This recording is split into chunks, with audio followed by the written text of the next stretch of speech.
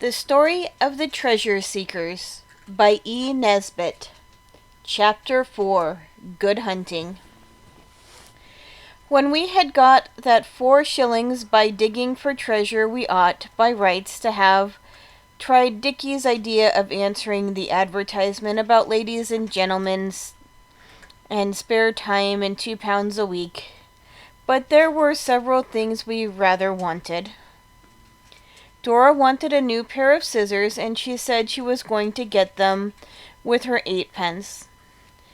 But Alice said, "You ought to get her those, Oswald, because you know you broke the points off hers getting the marble out of the brass thimble." It was quite true, though I had almost forgotten it. But then it was H.O. who jammed the marble into the thimble first of all. So I said, "It's H.O.'s fault as much as mine, anyhow. Why shouldn't he pay?" Oswald didn't so much mind paying for the beastly scissors, but he hates injustice of every kind. "He's such a little kid," said Dickie, and of course H.O. said he wasn't a little kid, and it very nearly came to being a row between them. But Oswald knows when to be generous, so he said, "Look here, I'll pay 6 pence of the scissors, and H.O. shall pay the rest, to teach him to be careful." H.O. agreed. He is not at all a mean kid, but I found out afterwards that Alice paid his share out of her own money. Then we wanted some new paints, and Noel wanted a pencil and a halfpenny account book to write poetry with.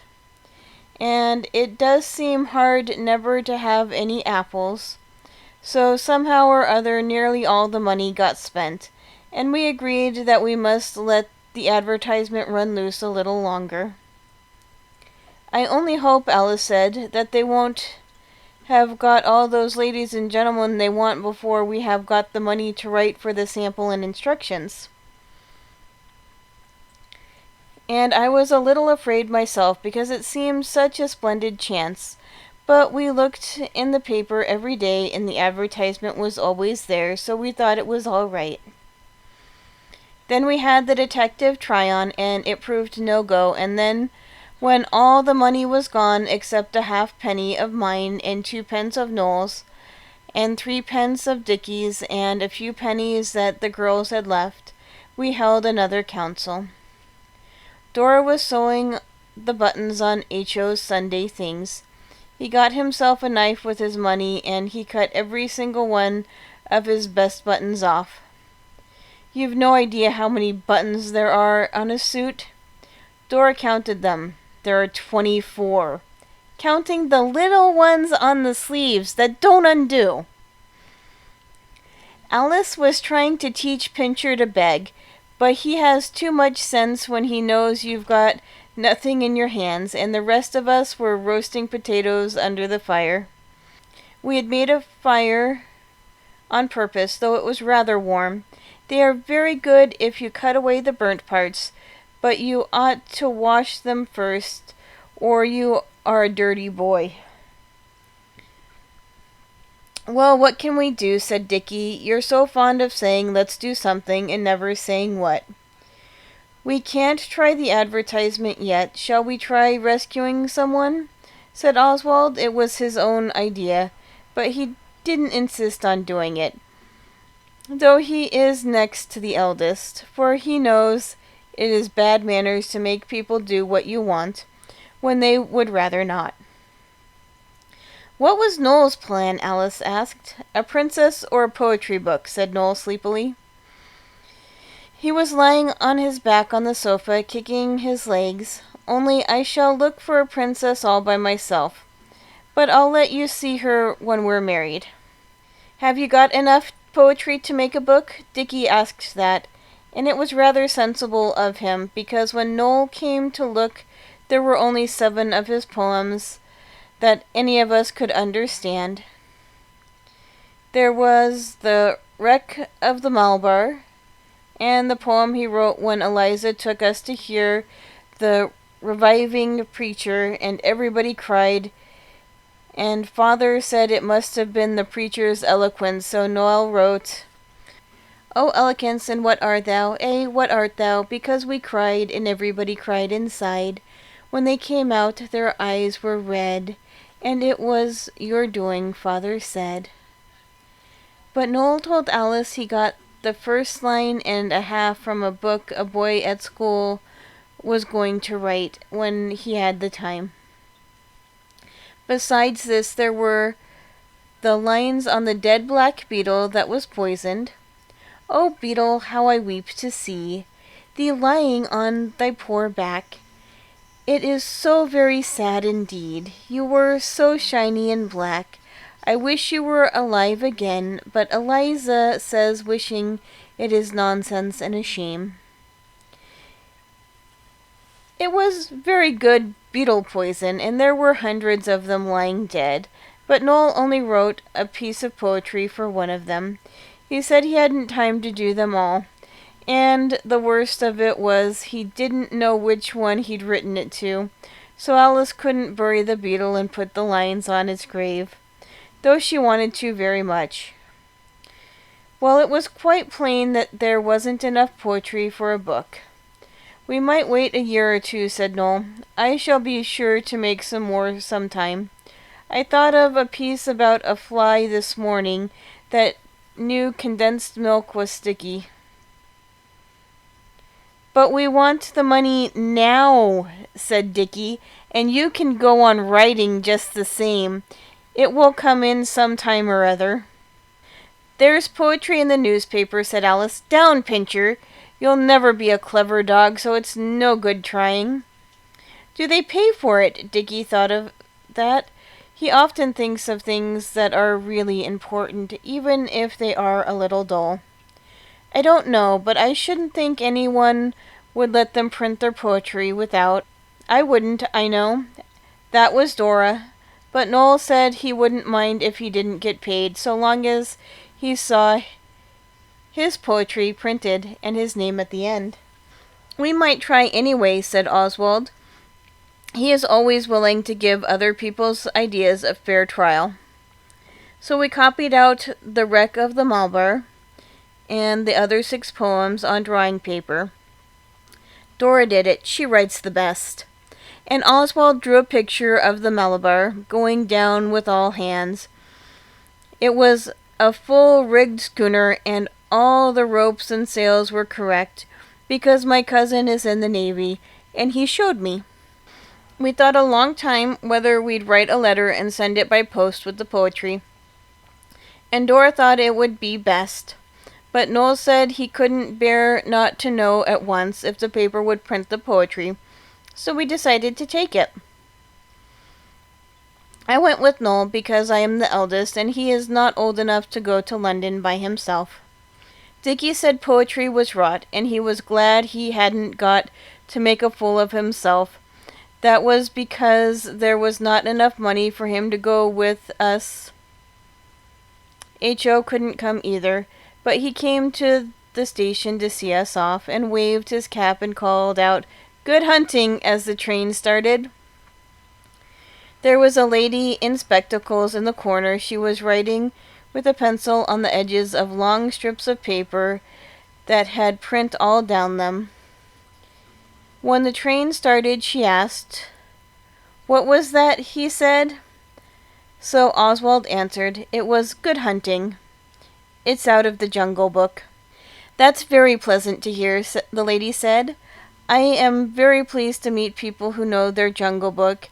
And where are you off to? The Zoological Gardens to look for Bagheera?" We were pleased, too, to meet someone who knew the Jungle Book. So Oswald said, "We are going to restore the fallen fortunes of the House of Bastable, and we have all thought of different ways, and we are going to try them all. Noel's way is poetry, so I suppose great poets get paid?" The lady laughed. She was awfully jolly, and she said she was a sort of poet too, and the long strips of paper were the proofs of her new book of stories. Because before a book is made into a real book with pages and covers. They sometimes print it all on strips of paper, and the writer makes marks on it with a pencil to show the printers what idiots they are not to understand what a writer means to have printed. We told her all about digging for treasure and what we meant to do. Then she asked to see Noel's poetry, and he said he didn't like, so she said, "Look here. If you'll show me yours, I'll show you some of mine." So he agreed. The jolly lady read Noel's poetry, and she said she liked it very much, and she thought a great deal of the picture of the Malabar. And then she said, "I write serious poetry like yours myself too, but I have a piece here that I think you'll like because it's about a boy." She gave it to us, and so I can copy it down, and I will, for it shows that some grown-up ladies are not so silly as others. I like it better than Noel's poetry, though I told him I did not, because he looked as if he was going to cry. This was very wrong, for you should always speak the truth, however unhappy it makes people. And I generally do, but I did not want him crying in the railway carriage. The lady's piece of poetry: "Oh, when I wake up in my bed and see the sun all fat and red, I'm glad to have another day for all my different kinds of play. There are so many things to do, the things that make a man of you, if grown-ups did not get so vexed and wonder what you will do next. I often wonder whether they ever made up our kinds of play, if they were always good as gold and only did what they were told. They like you best to play with tops and toys in boxes bought in shops.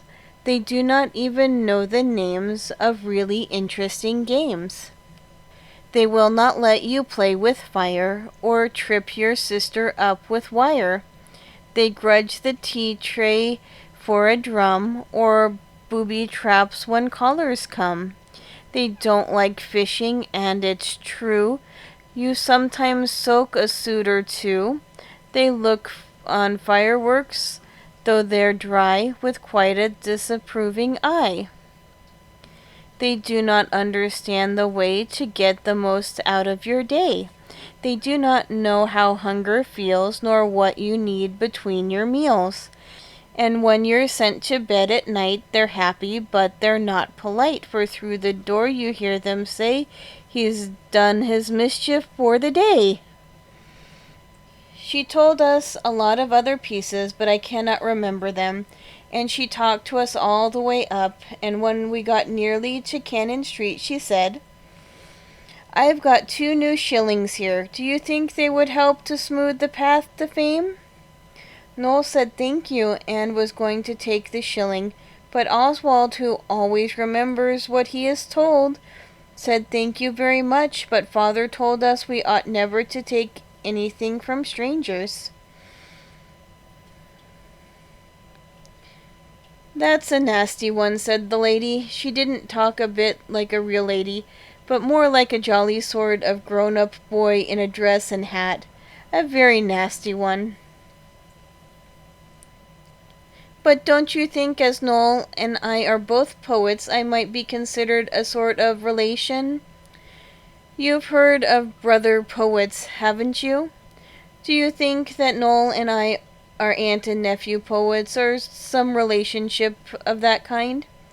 I didn't know what to say, and she went on. "It's awfully straight of you to stick to what your father tells you. But look here, you take the shillings, and here's my card.